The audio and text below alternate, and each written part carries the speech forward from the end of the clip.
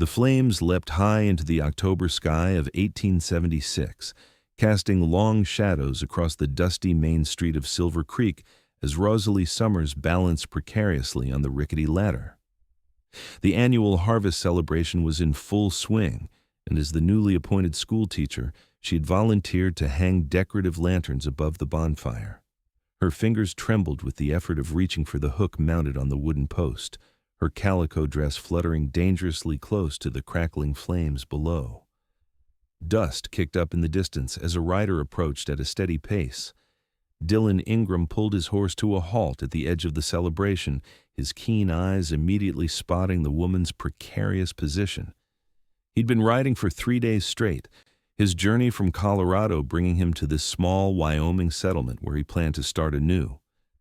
The townspeople were so engrossed in their festivities that no one seemed to notice the woman's danger as the ladder began to tilt. Rosalie felt the ladder shift beneath her weight. Her heart lurched as her foot slipped, sending her body sideways. The lantern tumbled from her grasp, smashing near the fire below. A scream caught in her throat as she felt herself falling toward the roaring flames.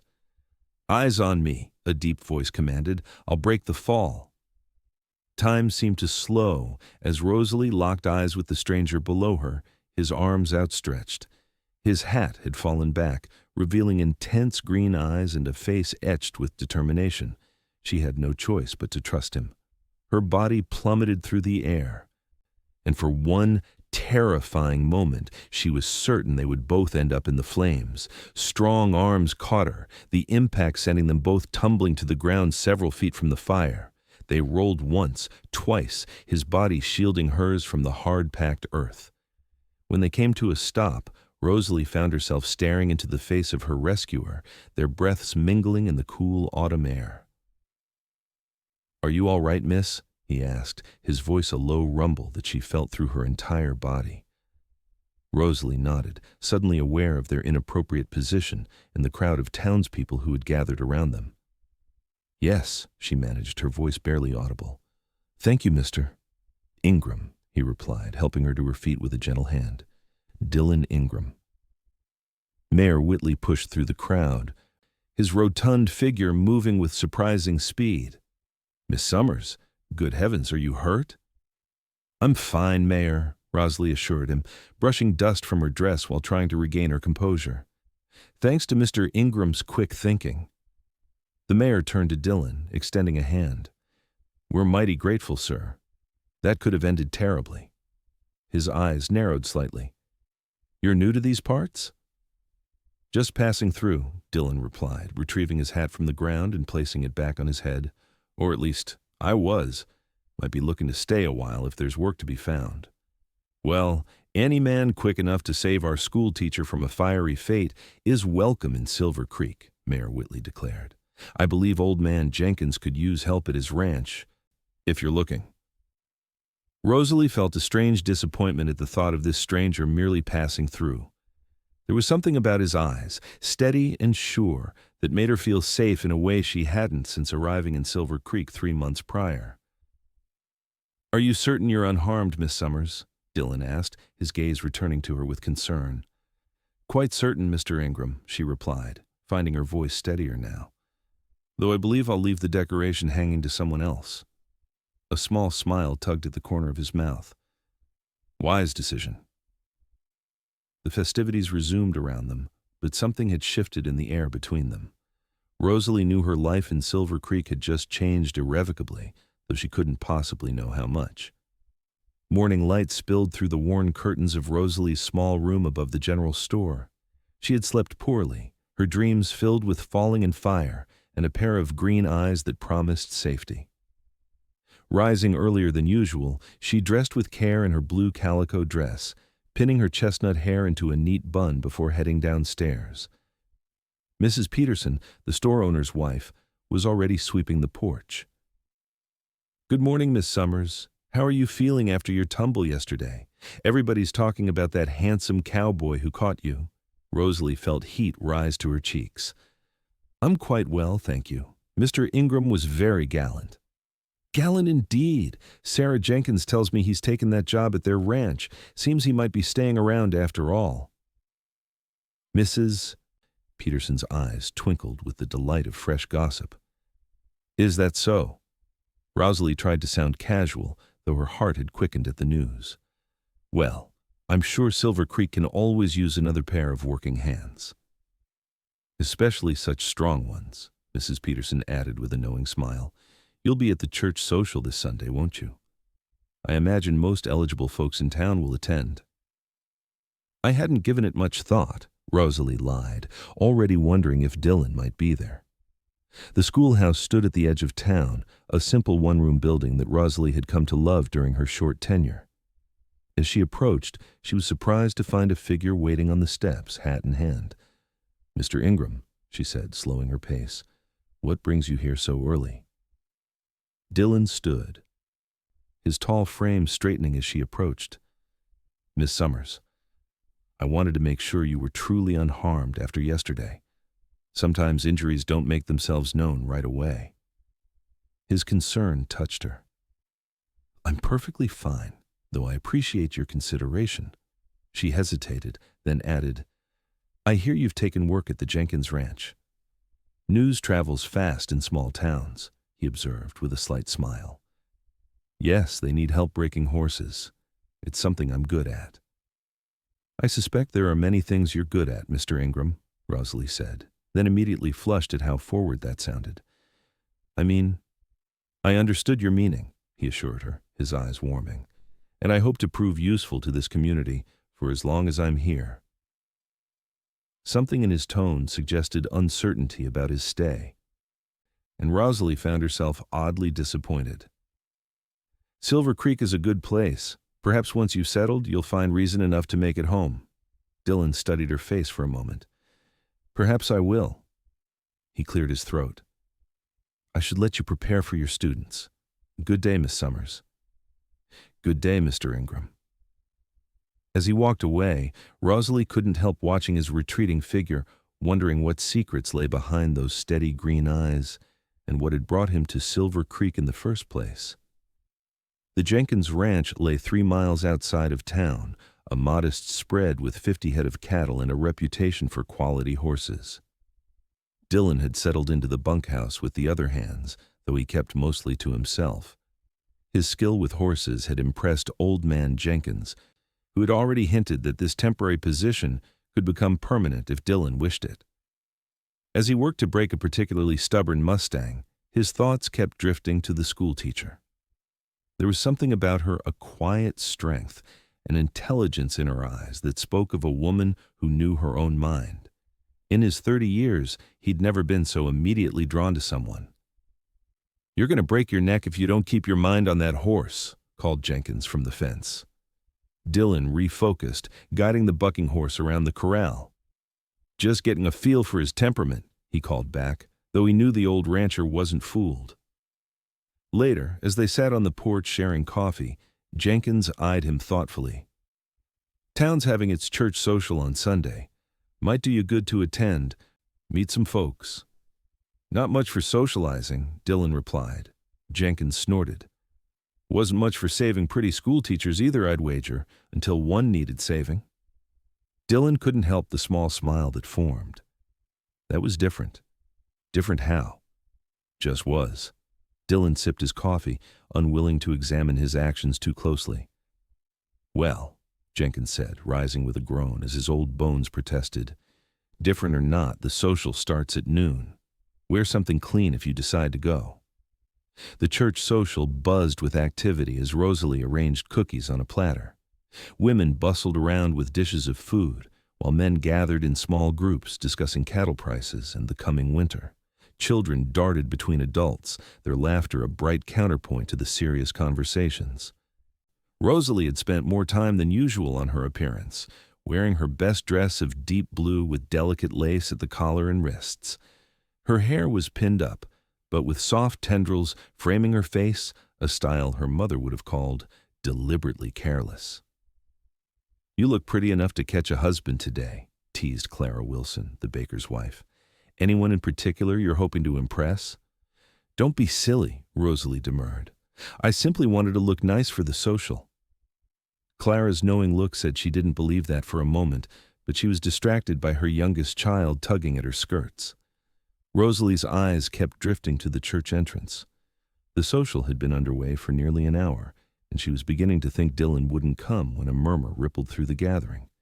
He stood in the doorway, looking somewhat uncomfortable in clean clothes, his usually tousled dark hair slicked back. His eyes scanned the room, and her heart leapt when they found her. He made his way through the crowd, nodding politely to those who greeted him, but his destination was clear. When he reached her side, Rosalie was startled by how nervous she felt. "Miss Summers," he said, removing his hat, "you look lovely today." "Thank you, Mr. Ingram. I'm pleased you decided to join us." She gestured to the tables laden with food. "Have you eaten? There's plenty to choose from." "I haven't," he admitted, "though I came more for the company than the food." Their eyes met, and Rosalie felt that same connection she'd experienced when he'd caught her from the ladder. There was honesty in his gaze, a directness that was both unsettling and thrilling.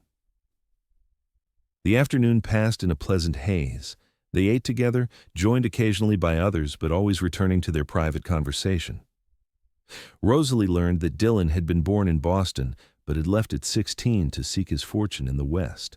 He'd worked as a cowhand, a miner briefly, and for the last 5 years as a horse trainer in Colorado.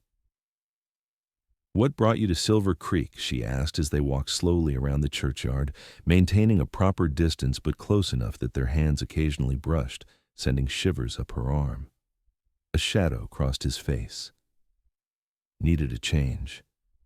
Colorado held too many complications. She sensed there was more to the story, but didn't press. "And I came because the town needed a teacher, and I needed a fresh start after my father passed. We find ourselves here for similar reasons. It seems." "Similar and different," he said thoughtfully. "You bring knowledge and learning. I bring little but the clothes on my back and whatever skills I've picked up along the way." "Those skills saved my life," Rosalie reminded him. "That's not nothing, Mr. Ingram." "Dillon," he said suddenly. "When we're not in company, I'd be honored if you'd call me Dillon." The impropriety of such familiarity should have shocked her, but instead, Rosalie felt a thrill. "Then you must call me Rosalie when it's just the two of us." "Rosalie," he repeated, as if testing the feel of her name. "It suits you." As the social wound down, Dillon offered to walk her home. They strolled through the golden afternoon light, their shadows stretching long before them. At her door, he hesitated. "I've enjoyed today more than I expected to," he admitted. "As have I," she replied, reluctant for their time together to end. "Would it be too forward to ask if I might call on you properly sometime?" Rosalie smiled. "Not too forward at all. I would like that very much." As he tipped his hat and turned to leave, Rosalie felt a sense of possibility unfurling within her like the pages of a new book waiting to be read. The weeks that followed brought a steady progression in their relationship. Dillon called on Rosalie every Sunday afternoon, sometimes taking her for walks along the creek that gave the town its name, other times simply sitting on the porch of her boarding house, talking as the light faded.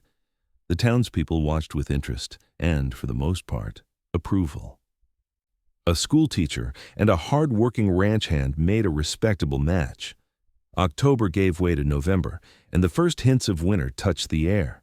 Dillon had proven himself invaluable at the Jenkins Ranch, and the temporary position had indeed become permanent. He'd begun saving money, though for what purpose he hadn't yet shared with Rosalie. One crisp Sunday afternoon, they rode out to a spot Dillon had discovered, a small, sheltered clearing near a bend in the creek where late wildflowers still bloomed despite the season. "It's beautiful," Rosalie said as she spread the picnic blanket she'd brought. "How did you find it?" "Was tracking a stray calf," Dillon explained, helping her arrange the food she'd packed. "Thought you might like it here." They ate companionably, discussing books. She'd lent him several. His work at the ranch, and her experiences teaching the town's children. As they finished, Dillon grew quiet, staring at the flowing water. "What's troubling you?" Rosalie asked, sensing his mood. He met her eyes. "I haven't been entirely forthcoming about why I left Colorado." Her heart quickened with apprehension. You don't owe me explanations about your past. But I do, he insisted. If we're to continue, if I'm to be worthy of your regard, you should know everything.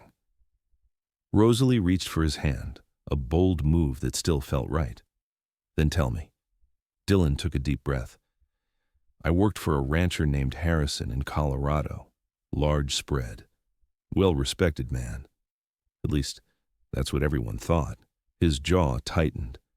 He wasn't a good man, Rosalie.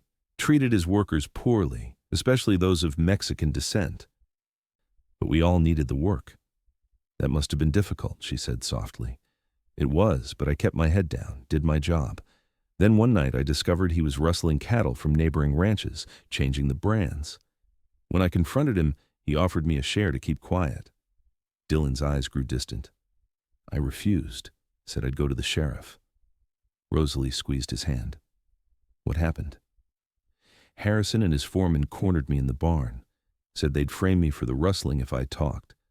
It turned violent. Dillon swallowed hard. I defended myself. The foreman pulled a gun, and in the struggle, I killed him, Rosalie. She gasped softly, but didn't withdraw her hand. It was self-defense, Dillon continued, his voice hollow. But Harrison had influence, made it seem like I'd murdered the man in cold blood. I had to leave before they lynched me. He finally looked at her, his expression raw with vulnerability. So I ran. Changed my name slightly, it was Ingram, but not Dillon, and kept moving until I reached Silver Creek. Rosalie was quiet for a long moment, processing his words. Are you still in danger? Could they find you here? I don't think so. Harrison wouldn't waste resources tracking me this far, not when he got what he wanted me gone and silent about his rustling. I'm sorry you endured that, Rosalie said finally, but I'm not sorry you came here. Relief washed over Dillon's face. You don't think less of me for killing a man, for running? You defended yourself and escaped an unjust situation. There's no shame in that. She hesitated, then added, Thank you for trusting me with the truth. Dillon's hand moved to cup her cheek, a tender gesture that made her breath catch. Rosalie, I've never met anyone like you. Your kindness, your understanding. I don't deserve it, but I'm grateful for it nonetheless. You deserve more than you know, she whispered.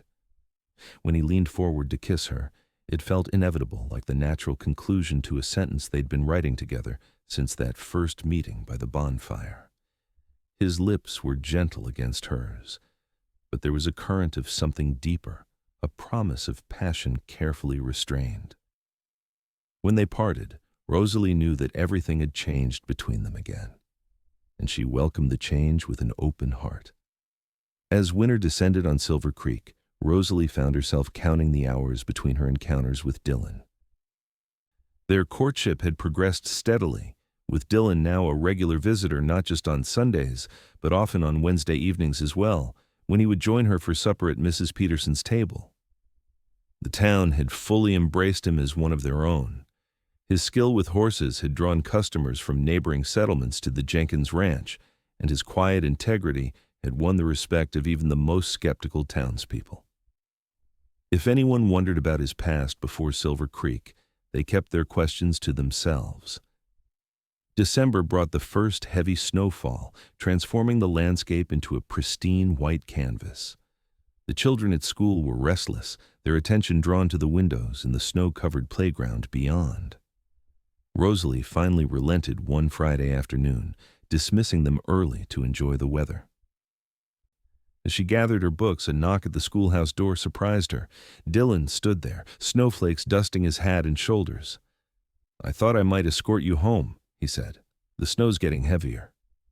That's very thoughtful, Rosalie replied, her heart warming at his consideration. I'm nearly ready. They walked arm in arm through the snow, their boots crunching on the fresh powder. The town looked magical, with smoke curling from chimneys and windows glowing with lamplight against the early darkness. Christmas is coming, Dillon observed. The children must be excited. Terribly so, Rosalie laughed. I can hardly keep their attention when there are holiday preparations to discuss. "What about you?" he asked. "Do you have plans for Christmas?" Rosalie's smile faltered slightly. "Not really. Mrs. Peterson has invited me to join her family, which is kind. It will be my first Christmas without my father." Dillon squeezed her arm gently. "I'm sorry. That must be difficult." "It is," she admitted, "though having found friends here, and you makes it easier." They reached the general store, pausing at the entrance to the side stairs that led to her room. Snowflakes danced around them in the gathering dusk. "Rosalie," Dillon said, his voice taking on a serious tone, "I was wondering if you might join me for Christmas dinner, at my place." She raised an eyebrow in surprise. "Your place? You mean the bunkhouse at the Jenkins Ranch?" A smile tugged at his mouth. "No, not the bunkhouse. I've been meaning to tell you I've purchased land. Just a small parcel, about a mile north of town. There's a cabin on it. Nothing fancy, but it's mine." "Dillon, that's wonderful news," Rosalie beamed at him. "When did this happen?" "Papers were finalized last week. I've been fixing it up whenever I'm not at the ranch." He looked almost shy, a rare expression for him. "I'd like you to see it. On Christmas, if you're willing." The invitation carried weight beyond a simple meal, and they both knew it. An unmarried woman visiting a man's home alone would be considered scandalous in most circumstances. "I would be honored," Rosalie said firmly, "though perhaps we should invite Mrs. Peterson as chaperone to avoid gossip." Dillon nodded, understanding her concern. "Of course, and perhaps Mr. Jenkins and his wife as well. They've been good to me." "Then it's settled," Rosalie said, her heart light with happiness. "Our first Christmas in Silver Creek together." His eyes held hers for a long moment. "The first of many, I hope." When he kissed her goodbye, the snow falling around them like a veil, Rosalie felt as though they were the only two people in the world. Christmas Day dawned bright and clear, the sun glinting off snow-covered landscapes. Rosalie, dressed with particular care in a forest green dress she'd been saving for a special occasion, arranging her hair in an elaborate style she'd practiced the night before. The small mirror in her room reflected a woman she hardly recognized, eyes bright with anticipation, cheeks flushed with excitement. Mrs. Peterson's wagon arrived precisely at noon, the older woman bundled against the cold but beaming with approval at Rosalie's appearance. "My dear, you look absolutely radiant. That young man of yours won't know what hit him." Rosalie blushed as she settled into the wagon. "He's not my young man exactly, Mrs. Peterson." "Not yet, perhaps," the older woman replied with a knowing smile. "But I've seen the way he looks at you. It's only a matter of time." The ride to Dillon's property was filled with Mrs. Peterson's cheerful chatter about Christmases past and speculation about the cabin they were about to visit. When they crested a small hill, Rosalie caught her breath at the sight below. The cabin sat nestled among pine trees, smoke rising cheerfully from its stone chimney. It wasn't large, but it had been lovingly maintained, with a fresh coat of paint and a sturdy porch across the front. A wreath of pine boughs adorned the door, and through the windows she could see the warm glow of lamps. Mr. and Mrs. Jenkins had already arrived, their wagon parked nearby. As Mrs. Peterson's wagon approached, the front door opened, and Dillon emerged, dressed in his Sunday best. "Ladies," he greeted them, helping first Mrs. Peterson and then Rosalie down from the wagon. His hand lingered on hers a moment longer than necessary. "Welcome to my home." The interior of the cabin was simple but welcoming. A main room served as both kitchen and living area, with a stone fireplace providing warmth and light. A door at the back presumably led to a bedroom. What struck Rosalie most was how clean and orderly everything was, not what she might have expected from a bachelor's dwelling. "Mr. Ingram, this is absolutely charming," Mrs. Peterson declared, looking around approvingly.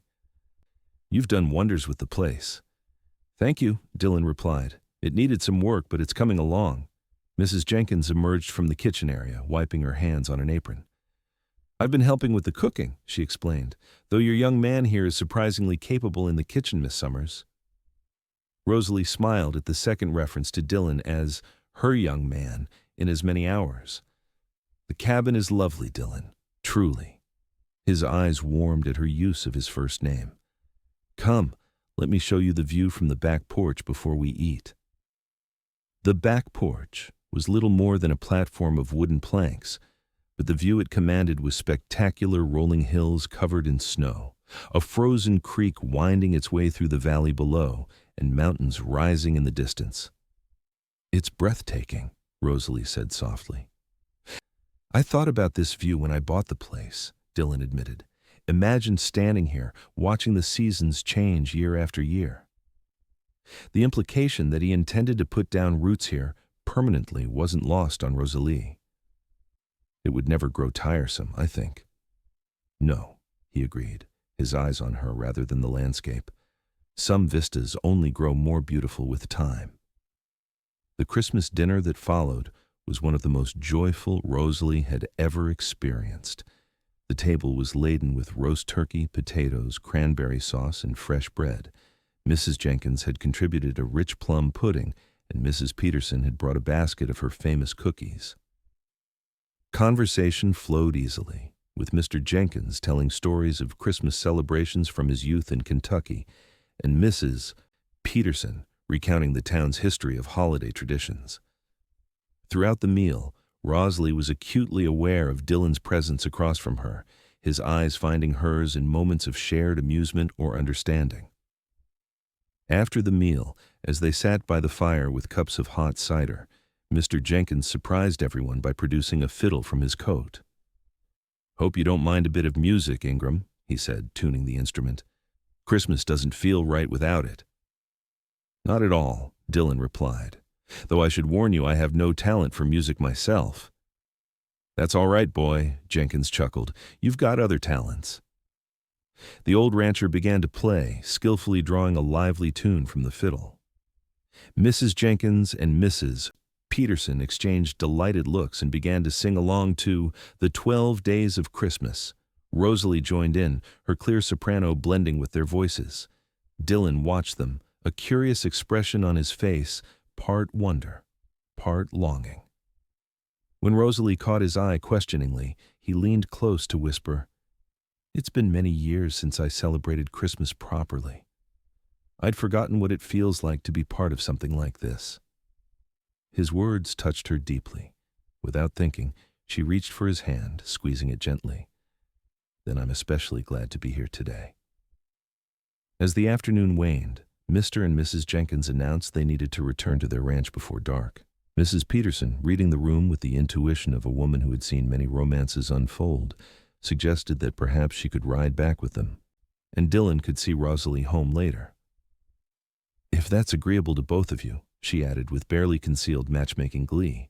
Rosalie should have protested for propriety's sake, but found she couldn't bring herself to do so. "If it's not too much trouble for Dillon." "No trouble at all," he assured her, his eyes conveying much more than his words. After the others had departed with many thanks and holiday wishes, Rosalie and Dillon found themselves alone in the cabin. The fire crackled in the hearth, casting a warm glow over the room. "I have something for you," Dillon said suddenly, "a Christmas gift. It's not much, but—" He retrieved a small package wrapped in brown paper from a shelf and handed it to her. Rosalie unwrapped it carefully to reveal a small, leather-bound book of poetry. "Tennyson," she said, running her fingers over the embossed cover. "How did you know I enjoy his work?" "You mentioned it once when we were discussing the books you've lent me." Dillon looked pleased that she was touched by his gift. "Open it. There's an inscription." Rosalie turned to the first page where Dillon had written in a surprisingly elegant hand, "To Rosalie, who taught me to see beauty in words as well as deeds. With deepest affection, Dillon." "It's perfect," she whispered, moved by the sentiment. "I feel terrible that I have nothing to give you in return." Dillon shook his head. "You've given me more than I could have hoped for already." "What do you mean?" He moved closer, taking her hands in his.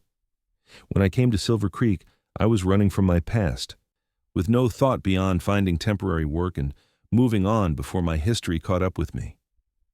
Then I saw you on that ladder, about to fall, and something changed. I knew I needed to stay, at least long enough to know you better." Rosalie's heart raced at his words, at the intensity in his eyes. "And now? Now I can't imagine leaving. This town, this place feels like home in a way nowhere else has. But it's not just the town, Rosalie." His voice dropped lower. "It's you. You've given me a reason to stop running, to build something lasting." "Dillon," she began, but words failed her. Instead, she leaned forward and kissed him, putting all the emotions she couldn't express into the gesture.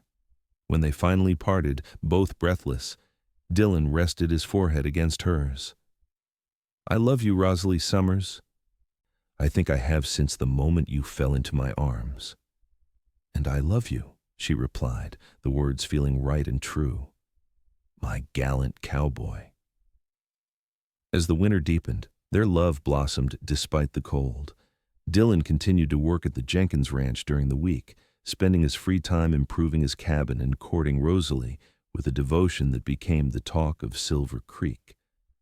For her part, Rosalie threw herself into her teaching, but lived for the moments they could share together.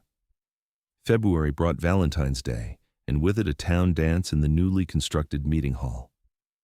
Rosalie wore a dress of deep burgundy, her chestnut hair adorned with a matching ribbon. When Dillon arrived to escort her, his appreciative gaze made her blush like a schoolgirl rather than the schoolteacher she was. "You are the most beautiful woman I've ever known," he told her sincerely, offering his arm.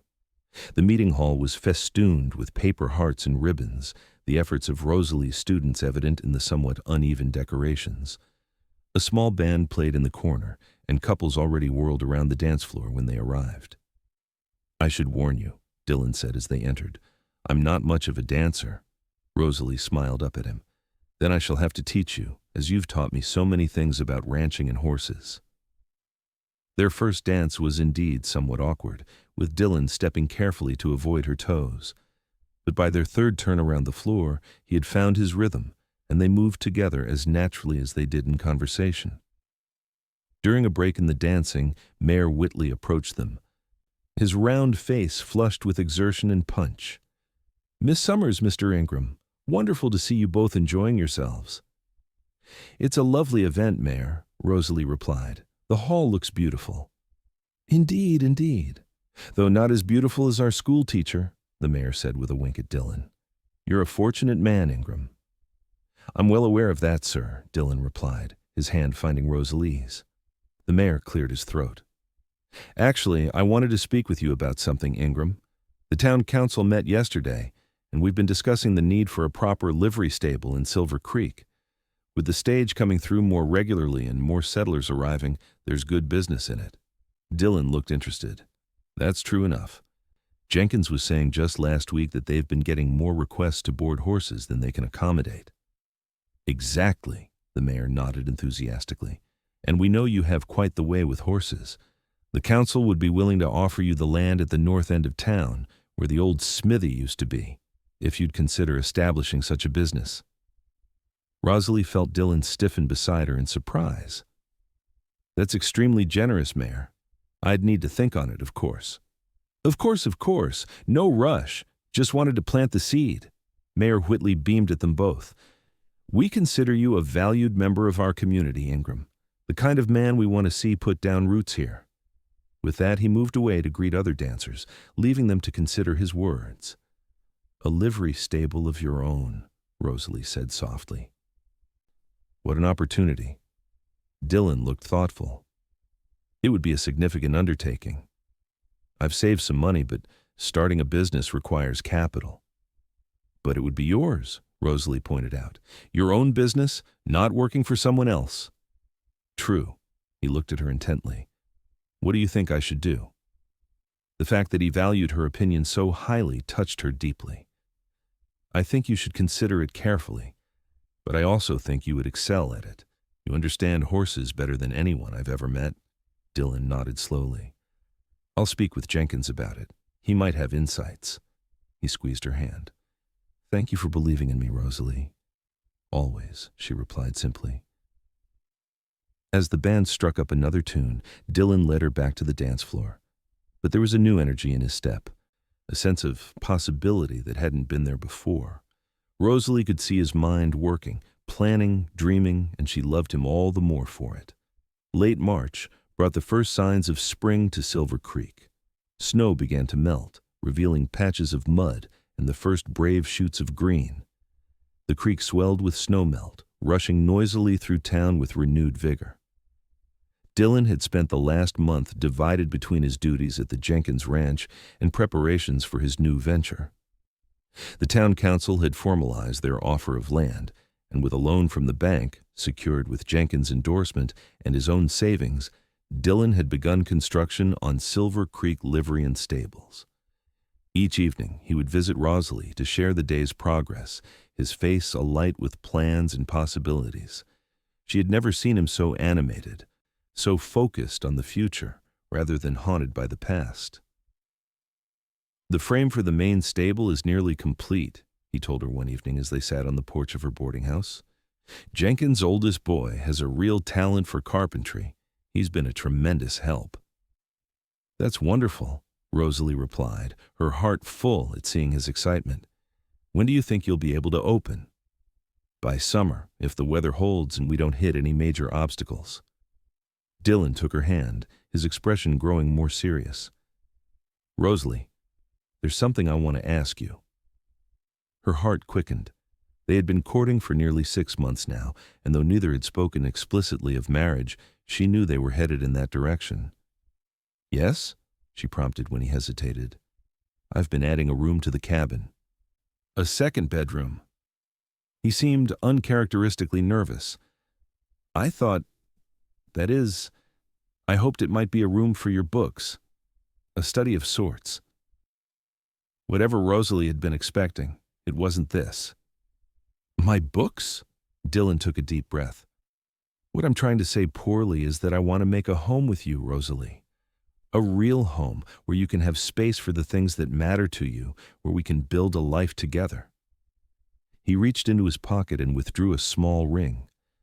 "I'm asking if you'll marry me." The ring was simple but beautiful, a band of gold with a small pearl set in the center. Rosalie's vision blurred with tears as she looked from the ring to Dillon's hopeful face. "Yes," she whispered, then more firmly, "Yes, Dillon, I will marry you." His face transformed with joy as he slid the ring onto her finger. "I promise to spend every day making you happy." "You already do," she assured him, leaning forward to seal their engagement with a kiss. They agreed to marry in June, after the school term ended, and when the livery stable would be operational. The news of their engagement spread through Silver Creek like wildfire, met with widespread approval and not a little self-congratulation from those who had predicted the match from the start. The weeks that followed were a whirlwind of preparations. In addition to her teaching duties, Rosalie found herself planning a wedding, helping Dillon with decisions about the livery stable, and preparing to combine their households. Mrs. Peterson took charge of organizing a sewing circle to help Rosalie with her trousseau, while the women of the town contributed recipes and household advice. Dillon, meanwhile, worked from dawn until dusk on both the stable and improvements to the cabin, determined that everything would be perfect for their wedding and life together. One evening in late April, Rosalie was returning home from a meeting with Reverend Clark about the wedding ceremony when she noticed a stranger in town, a well-dressed man who seemed to be asking questions at the general store. Something about his bearing, his air of authority, made her pause. As she drew closer, she overheard his conversation with Mr. Peterson. "I'm looking for a man who may be using the name Dillon Ingram," the stranger was saying. "Tall fellow, dark hair, green eyes, good with horses." Rosalie's blood ran cold. This had to be someone from Colorado, perhaps sent by Harrison. Mr. Peterson was looking uncomfortable, clearly reluctant to give information about a respected community member to a stranger. "Don't know that I can help you, mister," Peterson was saying. "Lots of men fit that description out here." "This one would have arrived last fall," the stranger persisted. "He's wanted for questioning in connection with a death in Colorado." Rosalie knew she had to warn Dillon. Without drawing attention to herself, she continued past the store and then took a roundabout route to the livery stable construction site. Her heart pounded with fear as she hurried through the streets, lifting her skirts to avoid the spring mud. She found Dillon on the roof of the stable, hammering shingles into place. "Dillon!" she called urgently. "I need to speak with you right away." Something in her voice must have conveyed her distress, because he immediately set down his hammer and descended the ladder with quick, sure movements. "What is it?" he asked, reaching for her hands. "Rosalie, you're trembling." "There's a man in town asking about you," she said in a low voice, though they were alone. "He mentioned Colorado and said you're wanted for questioning about a death there." Dillon's face hardened. Harrison. He must have sent someone after all. He ran a hand through his hair. "Did he see you? Did he know who you are?" "No, I don't think so. I overheard him talking to Mr. Peterson at the store." Dillon's mind was clearly racing. "I need to leave town, now before he finds me." "Leave?" Rosalie felt as though the ground had shifted beneath her feet. "But everything you've built here, the stable, our plans, none of that matters if I'm arrested or worse." His eyes were anguished. "Rosalie, I told you what happened. It was self-defense, but Harrison has influence. He'll make sure I hang for it." "Then we'll explain that to the sheriff," Rosalie insisted. "Sheriff Taylor is a fair man. He'll listen." "It's not that simple." Dillon gripped her shoulders gently. "Harrison wouldn't have sent someone this far without evidence that would look convincing. My word against his won't be enough." Tears filled Rosalie's eyes. "So you'll just run again? Leave me behind?" Dillon looked stricken. "I would never ask you to give up your life here. You're teaching." "You wouldn't have to ask," she said fiercely. "If you go, I go with you." "Rosalie." "No," she cut him off. "I lost my father. I will not lose you too. Not when we've found each other. Not when we're so close to having everything we've dreamed of."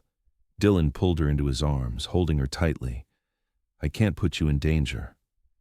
And I can't let you face this alone." She pulled back to look at him. "We need to think. There must be a way through this that doesn't involve running." They stood in silence for a moment, the half-built stable around them a painful reminder of the future that was suddenly in jeopardy.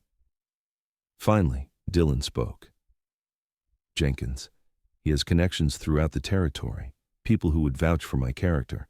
If we can delay this man long enough to gather support—" "Yes," Rosalie nodded eagerly. "And Reverend Clark, Mayor Whitley, the whole town would stand behind you." "It's risky," Dillon warned. "If it doesn't work." "It will," Rosalie insisted. "I refuse to believe we've come this far only to lose everything now."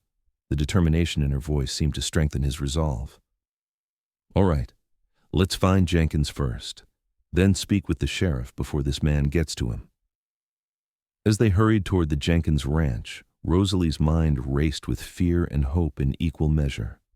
They had overcome so much already, surely fate wouldn't be cruel enough to tear them apart now, when happiness was so nearly within their grasp. The next 24 hours passed in a blur of activity. Dillon and Rosalie found Jenkins at his ranch, and after hearing their situation, the old rancher immediately saddled his horse and rode to a neighboring settlement to fetch a former judge who had retired there, a man who had connections in Colorado and might be able to help. Reverend Clark and Mayor Whitley arranged an impromptu town meeting where, with Dillon's permission, they shared the truth of his past and asked for the community's support. To Rosalie's immense relief, the response was overwhelmingly positive. Silver Creek had come to know Dillon as an honorable man, and they weren't about to let an outsider take him away based on dubious claims. Sheriff Taylor agreed to meet with the stranger officially, with Dillon present and represented by the former judge, rather than allow any unofficial questioning. The stranger, who identified himself as Marshall Williams, seemed taken aback by the organized resistance he encountered in what he had clearly expected to be a small, compliant town. When confronted with statements from respected citizens and legal questions from the former judge, he became less certain of his position. "I was sent to bring Ingram back for questioning, not to make accusations," he finally admitted in the sheriff's office. "Harrison was very insistent, but I'm beginning to think there's more to this story than he let on. The former judge, a sharp-eyed man named Donovan, leaned forward. Marshal, I practiced law in Denver for 20 years before retiring. I know Harrison's reputation, and it isn't as sterling as he'd have people believe. There have been rumors about his business practices for years. Rumors aren't evidence, the marshal pointed out. No, but multiple witnesses to his character might be, Donovan countered.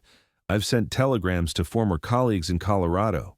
If Harrison is pursuing a vendetta against an innocent man, it won't be the first time. By evening, the tide had turned. Telegrams arrived confirming Donovan's assertions about Harrison's questionable reputation. More significantly, a wire came from the sheriff of the neighboring county in Colorado, stating that new evidence had emerged suggesting the foreman's death had indeed been self-defense. It seems, Marshal Williams said grudgingly to Dillon, that I've been sent on a fool's errand. I'll be returning to Colorado to report what I've learned, but you won't be coming with me. The relief that washed over Rosalie was so profound, she felt her knees weaken. Dillon stood beside her, his face carefully composed, but his eyes revealing the depth of his emotion. Thank you, Marshal, he said formally. I hope justice will be served in this matter, whatever that may look like. As the marshal left the sheriff's office, the tension that had gripped the town for the past day began to dissipate. People who had gathered outside to await the outcome broke into spontaneous cheers when Dillon emerged. That night, as Rosalie and Dillon sat together on the porch of her boarding house, the emotional toll of their ordeal finally caught up with them. I thought I was going to lose you, Rosalie admitted, her voice breaking. When I heard that man asking about you, it was like the ground disappeared from under my feet. Dillon pulled her close, his arms strong and secure around her. For a moment there, I thought running was the only option. I've spent so many years looking over my shoulder, expecting the worst. What changed your mind? He brushed a strand of hair from her face. You did. Your faith in me, in us. And then the whole town, standing with us. His voice grew rough with emotion. I've never had that before, people willing to fight for me. Get used to it, Rosalie said, smiling through tears. Because I'll always fight for you, Dillon Ingram. And I for you, he promised, sealing the vow with a tender kiss. With the threat from the past neutralized, they returned their focus to the future. Construction on the livery stable accelerated, with townspeople volunteering their help to ensure it would be completed in time for the planned opening in early June. Dillon added finishing touches to the cabin, including bookshelves he'd built himself for Rosalie's collection and a garden plot where she could grow flowers and herbs. Every detail was considered with care, creating a home that reflected both their personalities and their shared dreams. Their wedding day dawned clear and perfect on the second Saturday in June 1877. The small church in Silver Creek was filled to capacity with townspeople and friends from neighboring settlements. Jenkins served as Dillon's best man, while Mrs. Peterson had the honor of attending Rosalie. Rosalie wore a gown of ivory satin with lace trim, her chestnut hair crowned with a wreath of wildflowers gathered that morning from the meadow near their cabin. When she walked down the aisle toward Dillon, his face reflected such love and wonder that several women in the congregation dabbed at their eyes. Dearly beloved, Reverend Clark began, his voice carrying clearly through the hushed church. We are gathered here today to witness the union of two souls who have found in each other not only love, but courage, strength, and the promise of a shared future. The simple ceremony was made profound by the journey that had brought them to this moment, from a chance meeting at a harvest celebration to a love that had withstood challenges and grown stronger for them. When they spoke their vows, promising to love, honor, and cherish one another for all their days, there wasn't a dry eye in the church. And when Reverend Clark pronounced them husband and wife, the cheer that went up nearly raised the roof. The celebration that followed at the newly completed Silver Creek Livery and Stables was a testament to how deeply the couple had become woven into the fabric of the community. Tables groaned with food contributed by every household in town. The band played tirelessly, and children darted between adults, playing games and snatching cookies from unattended plates. As the sun began to set, casting a golden glow over the gathering, Dillon led Rosalie to a quiet corner away from the festivities. "Mrs. Ingram," he said, his voice tender as he spoke her new name. "Are you happy?" Rosalie reached up to touch his face, her eyes shining with joy. "More than I ever thought possible. When you slipped from that ladder last fall, I had no idea I was catching my future in my arms," Dillon said softly. "I thought I was saving you, but in truth, you saved me." "Perhaps we saved each other," Rosalie suggested, remembering how lost she had felt after her father's death, how uncertain of her place in the world until Dillon had shown her what it meant to belong somewhere, to belong with someone. "I like that idea," he replied, drawing her into his arms, "and I plan to spend the rest of our lives proving worthy of the gift we've been given."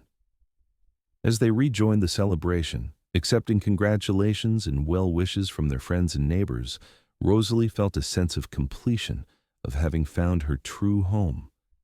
Not just in Silver Creek or in the cabin they would share, but in Dillon's steadfast love and the life they would build together. 5 years later, on another June day, Rosalie sat on the porch of their expanded cabin, watching Dillon teaching their 3-year-old son Daniel how to gently stroke the nose of a new foal. Their daughter Rebecca, just 1 year old, slept peacefully in her arms, her tiny features so like her father's that it made Rosalie's heart swell with love. The Silver Creek livery and stables had flourished beyond their expectations, becoming known throughout the territory for quality horses and fair dealings. Dillon had hired 2 full-time hands to help with the growing business, and Jenkins's oldest son now managed much of the day-to-day operations, allowing Dillon more time with his family. Rosalie still taught at the schoolhouse, though she had taken a year off after each child was born. Her students now included children of families who had moved to Silver Creek specifically because of its growing reputation as a respectable, thriving community with excellent education. "Mama, look!" Daniel called excitedly as the foal nuzzled his small hand. "He likes me." "He certainly does," Rosalie called back with a smile. "You're being so gentle, just like Papa showed you." Dillon looked up, catching her eye across the yard with a smile that still made her heart skip a beat. In that moment, she thought back to the fateful day when she had slipped from a ladder above a bonfire, and a stranger had commanded, "Eyes on me, I'll break the fall." Little had she known then that those words would change the course of her life, leading her to a love and happiness beyond anything she could have imagined. "Eyes on me," he had said. And through all the years since, through challenges and joys, triumphs and quiet moments, her eyes and her heart had remained fixed on him. The cowboy who had not only broken her fall but had taught her to soar.